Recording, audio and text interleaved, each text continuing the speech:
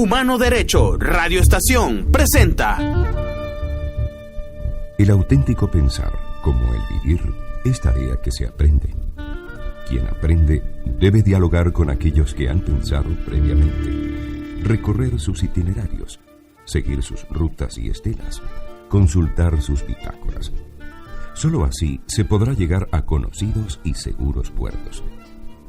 Desde aquí, si decide arriesgarse, debe iniciar sus propias travesías, explorando lo desconocido, sin otra cartografía que la aprendida disciplina del pensar.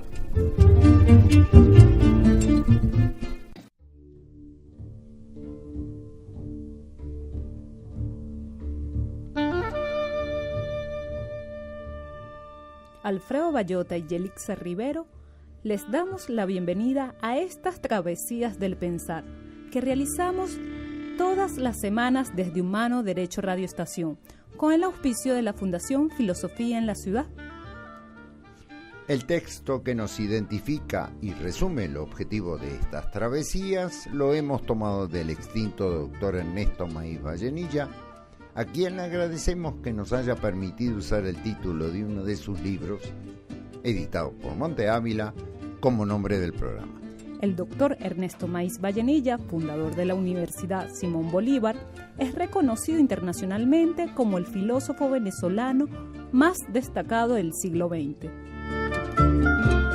En estos tiempos, en que en Venezuela no hay transporte público, no hay alimentos, no hay medicinas, no hay luz, no hay agua, no hay gasolina, no hay repuestos para vehículos, mis estudiantes se desmayan en los pasillos por hambre, yo no puedo dar clase porque no tengo modo de trasladarme, la inflación es multimillonaria y hasta el presidente declara que las minas de oro a su cargo están en manos de bandas de delincuentes guerrilleros, me viene a la memoria La naturaleza de las cosas, de Lucrecio.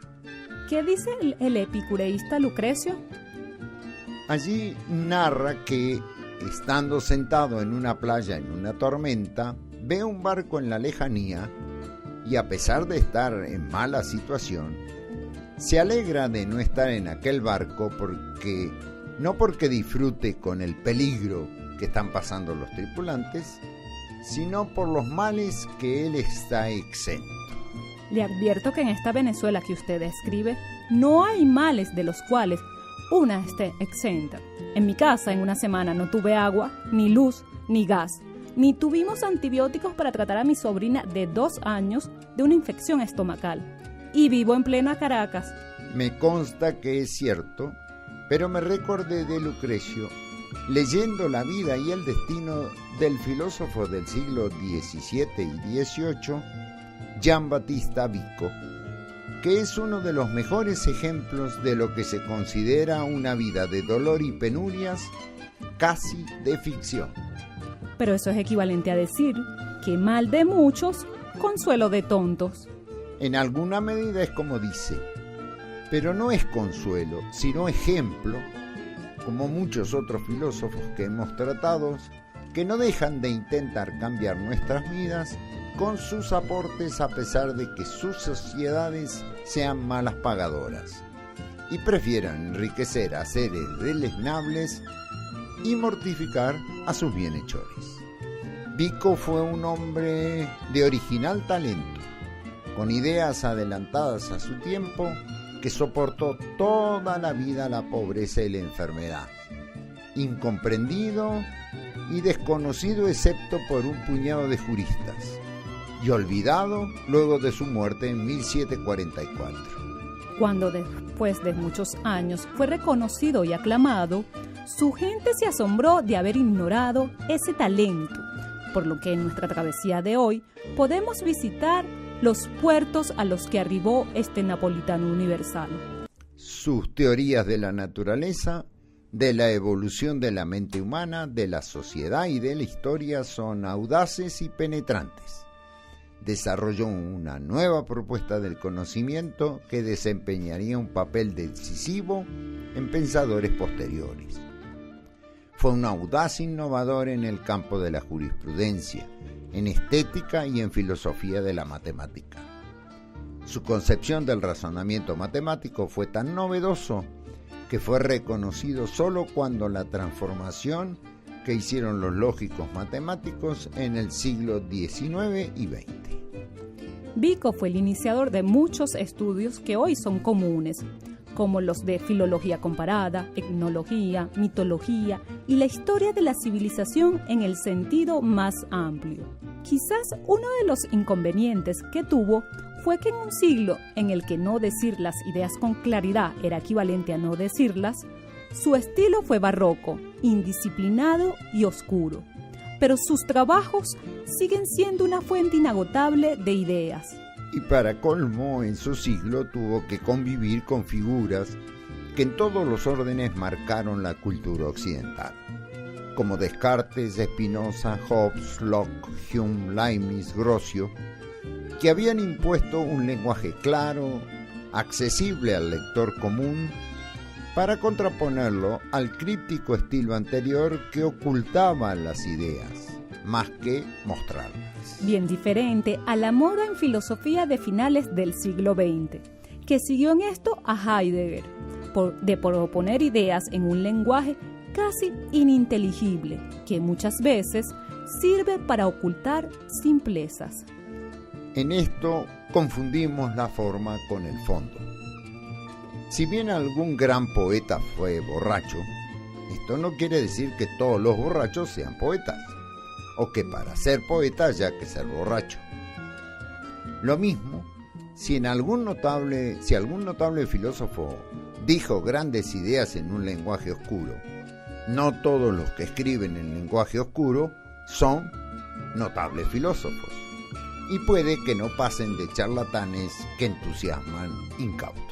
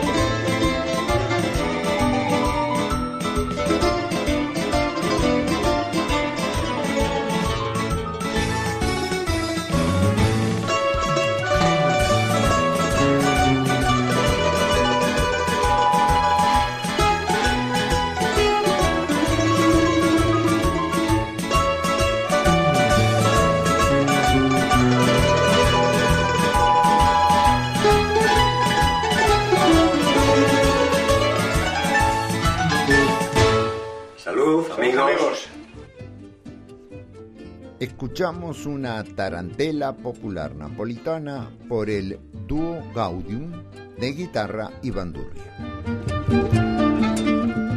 Giovanni Battista Vico nació hijo de un librero en Nápoles en 1668 y allí murió en 1744. De acuerdo con sus biógrafos, inició sus estudios de medicina, que enseguida abandonó para seguir la carrera de Derecho, pero su formación fue principalmente autodidacta.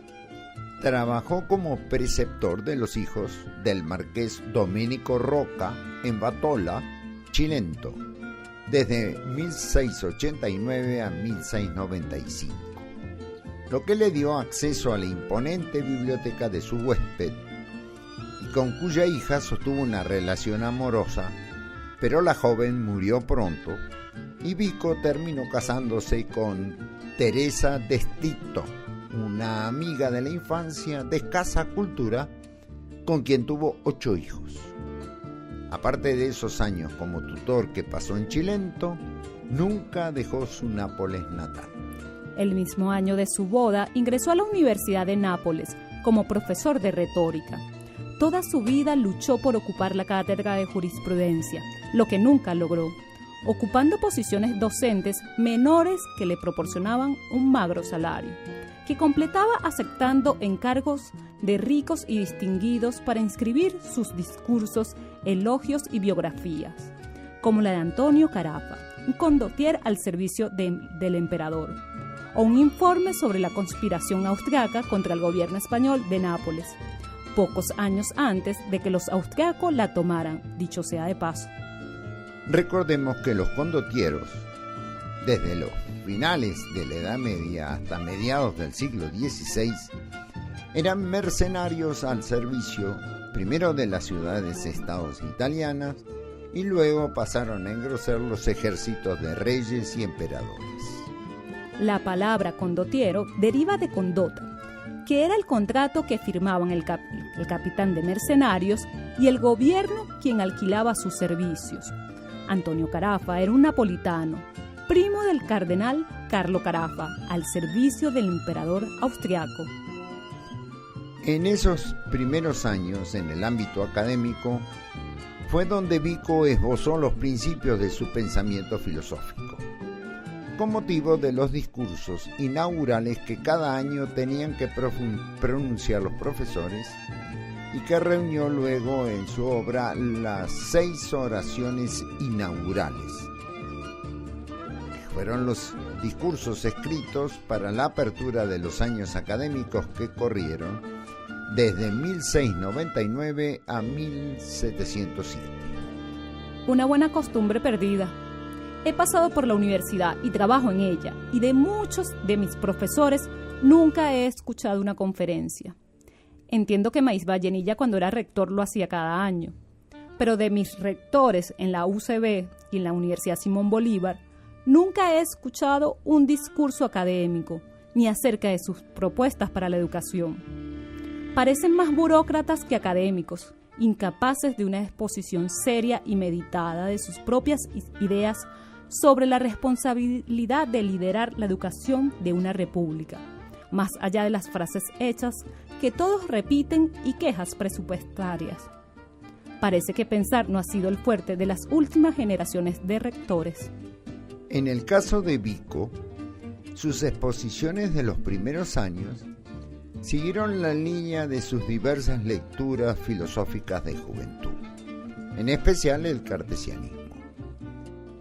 Sin embargo, en su séptimo discurso, Análisis de los estudios de nuestro tiempo, pronunciado en 1708 y editado por el autor en 1709, apuntaba ya a un cambio en su punto de vista filosófico y que, reelaborado con posterioridad, señaló una original toma de posición respecto de la cultura europea. El año siguiente publicó La sabiduría primitiva de los italianos, obra en la que desarrolló las primeras líneas de su metafísica, que prosigue elaborando en su Derecho Universal con una crítica a Descartes. Vico coincide con la tradicional posición que el verdadero conocimiento es el conocimiento de las causas. a diferencia de la opinión vulgar, especialmente la de hoy, que basta con conocer los efectos. En consecuencia, el conocimiento, la ciencia, para Vico, corresponde a un saber de causas. Pero entonces, solo Dios puede acceder al conocimiento de la naturaleza, porque solo Él puede conocer sus causas, ya que es su creador. El hombre, por tanto, queda limitado a saber de aquello que es causado por él mismo. Y lo que el hombre hace son matemáticas e historia. Y a partir de aquí, Vico inicia el desarrollo y sistematización de una nueva ciencia, en la que la historia, manifestación factual de la naturaleza humana, y que en apariencia es un caos de hechos sin un sentido claro, remite a una historia eterna e ideal, al modo platónico, de la cual participa en virtud de la providencia, garante del orden eterno. En 1724 completó un tratado en el que se ocupaba en refutar las opiniones de los más connotados pensadores de su tiempo, como los juristas Grocio y Pufendorf, los filósofos Hobbes, Spinoza, Locke y Bayle, y otros eruditos como Casaubon, Sommes y Voss. Pero aunque dedicó la obra al cardenal Corsini, luego Papa Clemente VII, porque le había prometido darle apoyo económico para su publicación, este se echó para atrás en su palabra. Vico, desesperado, vendió entonces la única posesión valiosa que tenía, un anillo. Con lo obtenido, solo le alcanzó para publicar la cuarta parte de lo que tenía preparado, por lo que se decidió a publicar solo aspectos positivos, desechando la parte crítica en la que se apoyaban. La publicación será su obra maestra. Principi d'una ciencia nuova intorno a la natura delle nazioni, o principios de una ciencia nueva en torno a la naturaleza común de las naciones, conocida vulgarmente como Principios de una ciencia nueva, cuya primera edición fue en 1725, una segunda versión corregida en 1730, reimpresa en 1744. Hoy lamentamos que las 3/4 partes de este trabajo que no alcanzó a publicar se ha perdido. Ese mismo año, a solicitud de un rico diletante veneciano, el conde Gian Artico di Porcia, escribió su autobiografía intelectual. Este interés por las biografías provenía de Leibniz, que se había lamentado que muchos intelectuales no hubieran dejado constancia del camino recorrido para lograr sus grandes descubrimientos, como enseñanza para los que vinieran después, y seguimos lamentándolo ahora. En su autobiografía podemos leer que vivió en la más extrema pobreza, que era minusválido a raíz de un accidente de la infancia, su hijo mayor se hizo delincuente, una hija estuvo toda su vida enferma, postrada, y que el único que le brindó alguna satisfacción fue su hijo menor, que siguió sus pasos. Su tesoro más preciado fueron sus libros, y como muchos, se consoló de sus miserias materiales gracias a habitar en el mundo de los libros, tratando siempre de ayudar a modificar las deficiencias que encontraba en sus compatriotas. Fue educado en la manera tradicional, en el por entonces muy clerical reino de Nápoles. De la filosofía medieval aprendida, solo encontramos como huella su estilo literario, pesado, a veces pedante. Su interés primordial partió de la nueva filosofía que había iniciado Descartes medio siglo antes de su nacimiento, desarrollada y aplicada por sus seguidores tanto a las ciencias naturales, las jurídicas y en todos los ámbitos del saber, no solo para seguir los pasos del francés, sino para criticarlo como lo hizo Vico, pero sin dejar el nuevo rumbo de la filosofía.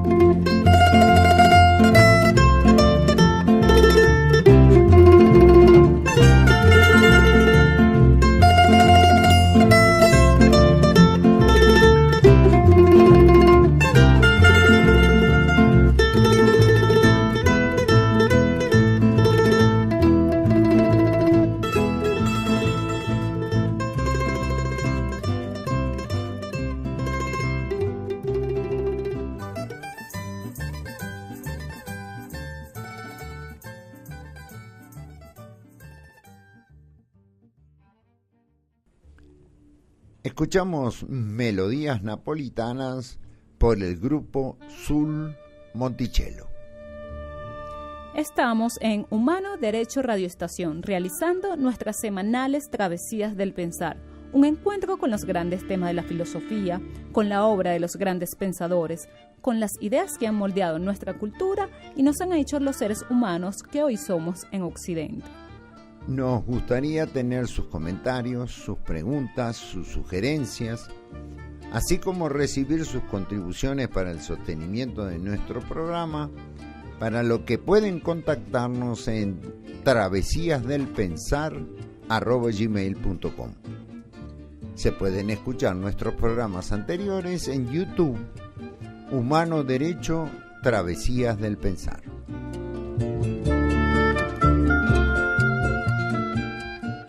Antes de identificar, señalamos que Vico fue un crítico de Descartes.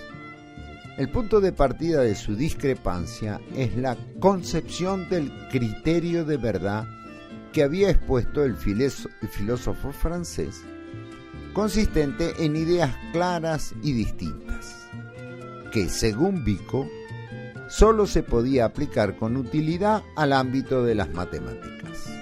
Descartes había establecido la imposibilidad de acceder a un conocimiento directo de las cosas, sentando que la verdad solo podía derivarse de la concepción de ideas claras y distintas, a partir de las cuales debíamos buscar, mediante la experiencia, su corroboración en el mundo, tal como había hecho al constatar la verdad de la propia existencia, expresada en su famoso pienso luego existo, conocido como el cogito, por su expresión latina, cogito ergo sum. Esas ideas claras y distintas, además, debían enlazarse entre sí mediante conexiones racionales, formando lo que podría ser una cadena, cuyo conjunto conforma la ciencia. Esas cadenas, similares a las que constituyen los razonamientos matemáticos, darían lugar a lo que Descartes llamó el árbol de la ciencia, tal como se piensa la ciencia hoy en día. Y lo que no pudiera integrarse en estas cadenas queda solo como pretensión de verdad, en el mejor de los casos, o como ilusorio o una fantasía en el peor. En estos términos, el conocimiento ideal se configura siguiendo el modelo matemático, que tiene precisamente esta estructura de ideas claras y distintas enlazada mediante razonamientos. Por otra parte, cierto tipo de saberes, como los históricos, que no reúnen el carácter de ser claros ni distintos, no pueden integrarse en el cuerpo de la ciencia. Ciertamente que las acciones memorables, dice Descartes, pueden contribuir a elevar el espíritu, a formar opinión, pero ellas, aunque conocidas, no tienen el mismo carácter ni valor que el conocimiento científico. Y por ello, considera que la historia no sería una ciencia. Ciertamente que el tipo de conocimiento por el que sabemos que el triángulo tiene 3 lados es distinto al conocimiento por el que sabemos que Colón llegó a América el 12 de octubre de 1492. Descartes optó por considerar al primer tipo de conocimiento claro y distinto, evidente, de mayor valor que el referido al hecho histórico, que está sujeto a controversias, confusiones y dudas. Precisamente, este rigor en cuanto a lo que se considera saber, esta exigencia de claridad y de vincular unos conocimientos con otros, es lo que había permitido en medio siglo un avance nunca visto de la ciencia expresada, por ejemplo, en los de la física, la de Newton, a lo que siguió el desarrollo que hoy disfrutamos al cabo de 3 siglos. Vico, en sus primeras especulaciones, aceptó el cartesianismo, pero luego lo rechazó audazmente, porque estimaba que el cogito cartesiano no informa sobre la esencia del hombre, sino que solo aporta la conciencia del hecho de su existencia. Pero cualquiera que fuera el esplendor de las ciencias, había una manera por la que podemos conocer más de nosotros mismos, que conocer acerca de la naturaleza en general. Consideró que el mundo exterior debería ser más opaco a nuestro saber que lo que podemos conocer de lo que nosotros mismos hacemos, que si bien implica el mundo de nuestros pensamientos, también incluye emociones, sentimientos, propósitos y voliciones.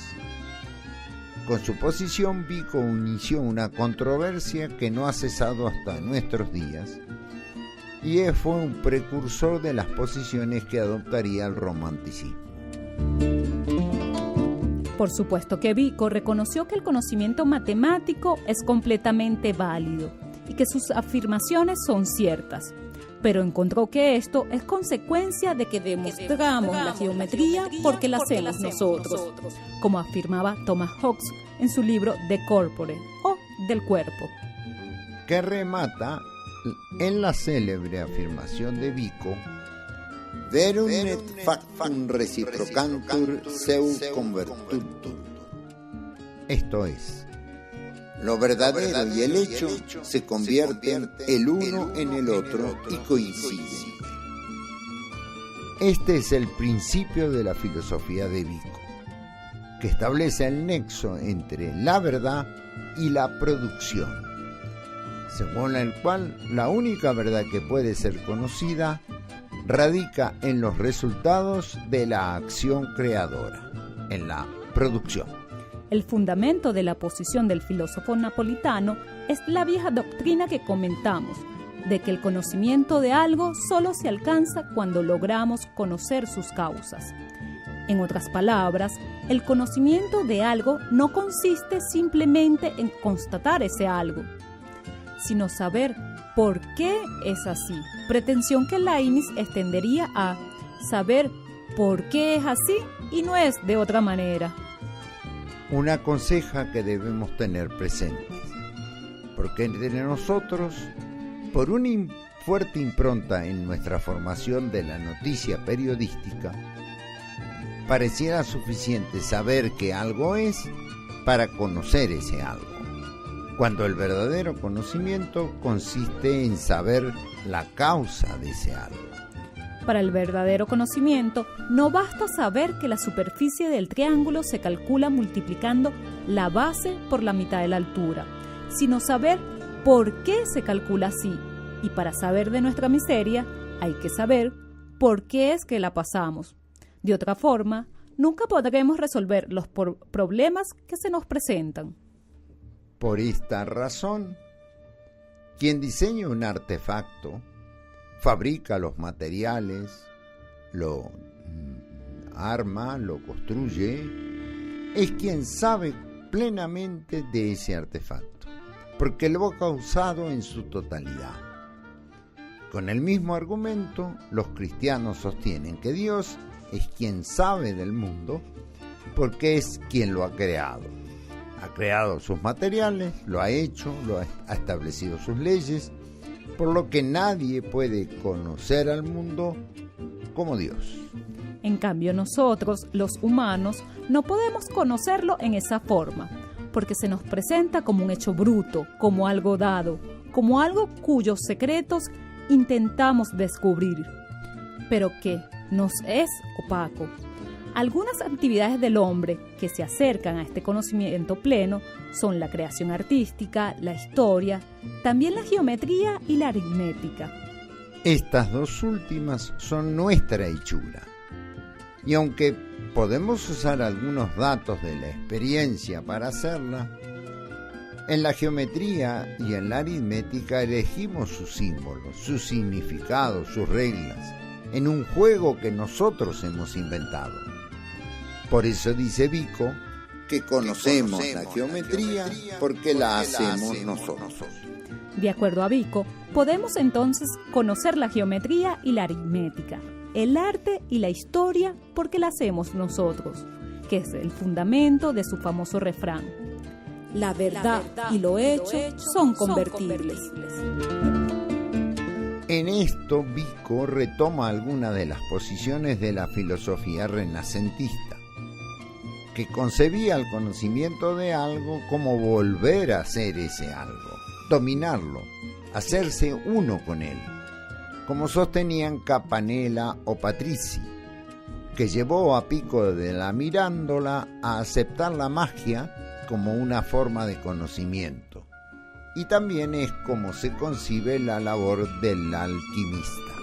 De manera que la posición de Vico, en una época en que las matemáticas eran consideradas por muchos como una forma de conocimiento de la naturaleza, es revolucionaria, porque no regresa a concepciones pasadas, sino que distingue claramente el conocimiento matemático del físico. Y aunque la física puede expresarse en términos matemáticos, el conocimiento matemático no es idéntico al conocimiento físico, ni puede compararse en su valía.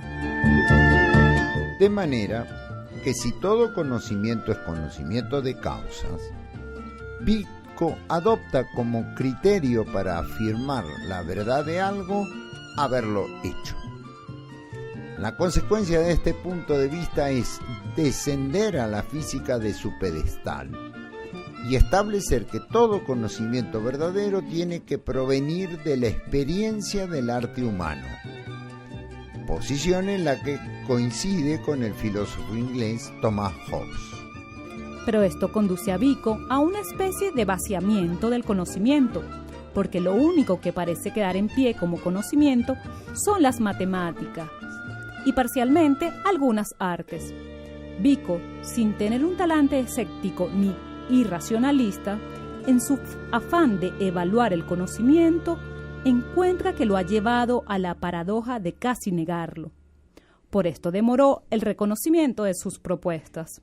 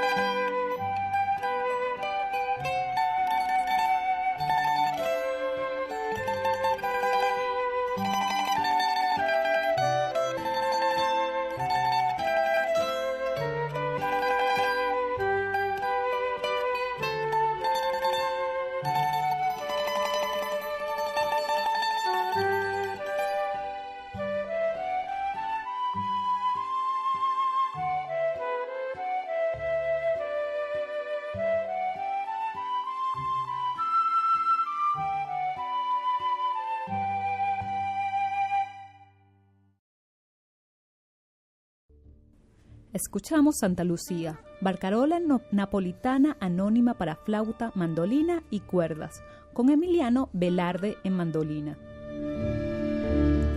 Hemos visto que Vico se enfrenta a Descartes objetando su criterio de verdad, por no haber detectado que las matemáticas constituyen un saber cierto precisamente por ser una creación arbitraria y libre de la mente, como un juego, y de ninguna manera son la estructura del mundo, ni en su ser conocido. El paso siguiente a esta crítica es el punto más alto de las propuestas de Vico, que consiste en sentar un nuevo tipo de conocimiento frente al trío aceptado hasta entonces: al metafísico o teológico, el deductivo y el perceptivo. El conocimiento metafísico o teológico es el conocimiento fundado en la intuición racional, la fe o la revelación. El deductivo, el del tipo que se obtiene en la lógica, la gramática o las matemáticas. El perceptivo es el que se basa en la observación sensorial, pulida e incrementada por hipótesis, experimentos y otros métodos de las ciencias naturales. A estos tres conocimientos, Vico agrega un cuarto, el empírico, que produce conocimientos de hechos y que, a diferencia de la percepción, no solo nos informa de lo que es y ocurre, sino también de que lo que ocurre es como es. Se trata del autoconocimiento del hombre, el conocimiento de las actividades de las que los sujetos somos actores, dotados de motivos, propósitos, en el seno de nuestra vida social y que comprendemos o podemos comprender desde nuestro interior. Se trata en consecuencia de un conocimiento acerca de lo que nosotros hacemos, es decir, de aquello que resulta de nosotros, de lo que nosotros somos causa y de lo que, por tanto, podemos tener un conocimiento verdadero. Si bien podemos agrupar lo que conocemos del mundo exterior en uniformidades regulares, aplicarles técnicas matemáticas, analizarlos en unidades más elementales o más simples, recombinarlos, podemos establecer ciertas relaciones, sentar que una cosa siga a otra cosa cuando se suceden, cuando son simultáneas. No podemos conocer el ser de la cosa. Pero de las actividades humanas, de lo que hacemos, del resultado de nuestra creación, siempre podemos tener un conocimiento pleno. Porque es algo que podemos evaluar en términos de propósitos, motivos, voliciones, decisiones, incertidumbres, vacilaciones, creencias, esperanzas, temores, deseos, entre otros. Y que por otra parte es lo que permite distinguir nuestras acciones de las acciones de otros agentes. Y la manifestación concreta de la naturaleza humana es la historia, que en apariencia es un caos, sin un sentido claro, pero que para Vico remite a una historia eterna e ideal de la cual participa la providencia como garante del orden eterno, que sigue una secuencia que se resume en 3 etapas cíclicas que la determinan. Estas 3 etapas que suceden eternamente y se materializan en los distintos momentos por los que pasan todas las naciones son: la edad de los dioses, dominada por una visión teocrática y sacerdotal del mundo y la vida; la edad heroica, en la cual reinan la violencia y la arbitrariedad dentro de un pensamiento caracterizado por la fantasía y la imaginación; y la edad humana, etapa moderada en la que se impone un punto de vista racional que conduce a la reflexión filosófica. Cada una de ellas tiene sus propias formas de comportamiento y desarrollo. Se traducen en los distintos tipos de gobierno y organizaciones que surgen en cada momento histórico. La historia se entiende como un ciclo, como un continuo renacer de las naciones, que van desde la crisis última de la edad humana a una reinstauración de la edad divina. Si tomamos como bueno este ciclo que propone Giambattista Vico, ¿En cuál etapa estamos nosotros aquí en Venezuela? No creo que nuestros dirigentes estén enterados de la pregunta, ni mucho menos de la respuesta. Pero nuestros escuchas pueden enfrentar el problema y decidir por ellos mismos.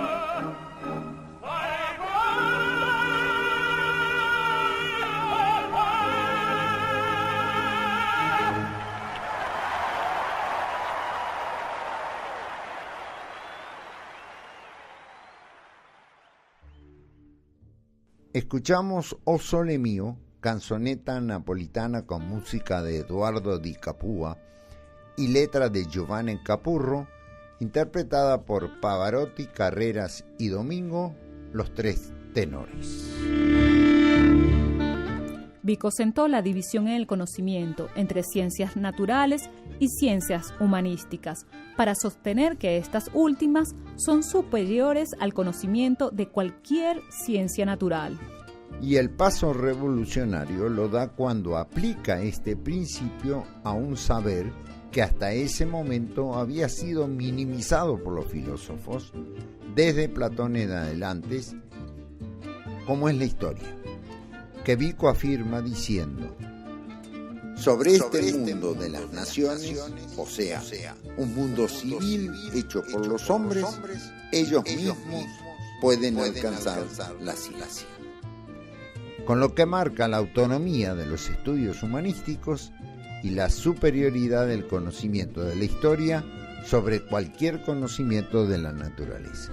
Completamos así nuestra travesía de hoy, en la que hemos recordado a uno de esos filósofos ignorados en su tiempo, pero cuyas ideas germinaron años después, con propuestas que aún hoy son provocadoras por su originalidad, consistencia y audacia, cuando la posmodernidad pone en tela de juicio la noción misma de una historia única. Vico desempeñó un papel relevante en el romanticismo y prefigura con su exaltación de lo histórico temas de la filosofía kantiana, hegeliana, marxista.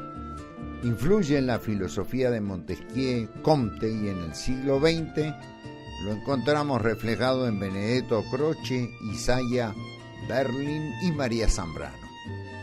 Incomprendido en su época, dominada por un punto de vista cartesiano, su contribución filosófica no le ayudó a mejorar su situación económica y social, ni le reportó reconocimiento académico, y acabó sus últimos años de vida como profesor de retórica en Nápoles, obligado a recurrir con frecuencia a dar clases particulares para ganarse la vida.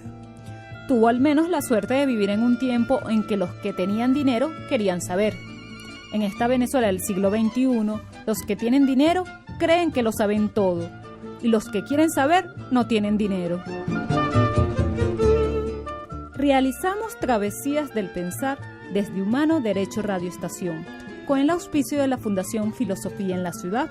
La cortina musical es el merengue aguinaldoso de David Carpio, interpretado por el Grupo Arcano. Este programa se emite los jueves a las 8 p.m. y se repite los sábados a las 2 p.m. y los jueves a las 11 a.m. hora venezolana. Con gusto recibiremos sus comentarios, sugerencias en travesíasdelpensar@gmail.com, así como su oferta de colaboración con el sostenimiento del programa. La tripulación de la travesía de hoy fuimos Alfredo Bayota y Yelixa Rivero. La hoja de ruta la diseñó Alfredo Bayota. El piloto de la nave fue Loisa Urbina y quien nos impulsa al aire es Héctor Meneses. Fue una presentación de la Fundación Filosofía en la Ciudad. Que tengamos una buena semana.